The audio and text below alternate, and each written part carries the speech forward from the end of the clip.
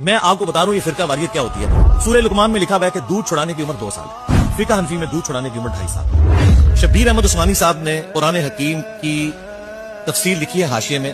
شبیر احمد عثمانی صاحب وہ ہیں جنہوں نے محمد علی جناح بانگی پاکستان کا جنازہ پڑھایا. انہی کی نسبت سے تقی عثمانی صاحب کا نام عثمانی صاحب جوڑا ہے. ٹھیک, اتنی بڑی اوور سائڈ. انہوں نے سورہ لقمان کی تفسیر میں لکھا کہ قرآن میں تو لکھا ہے کہ 2 سال, لیکن امام حنیفہ اور حنفیوں کے نزدیک یہ عمر 2.5 سال. ہو سکتا ہے امام حنیفہ کے پاس بھی کوئی دلیل ہو.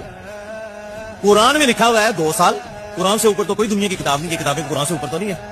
قرآن حکیم میں سورۃ البقرہ میں سورہ لقمان میں واضح آیا. سورہ لقمان کی شرح میں انہوں نے لکھا کہ یہ ہم مانتے ہیں کہ قرآن میں 2 سال کا لکھا ہے کہ بچے کو دودھ چھڑا دینا چاہیے, لیکن فقہ حنفی میں 2.5 سال کہتا ہے. ہو سکتا ہے ان کے پاس بھی کوئی دلیل ہو. تو ہم نے کہا تھا کہ ان کے پاس کوئی الگ سے قرآن تھا. ہمارے پاس قرآن موجود ہے, ہمیں بتائیں قرآن کی کس آیت میں لکھا ہوا ہے کہ 2.5 سال کی عمر میں جا کے آپ کو دودھ چھڑانا چاہیے.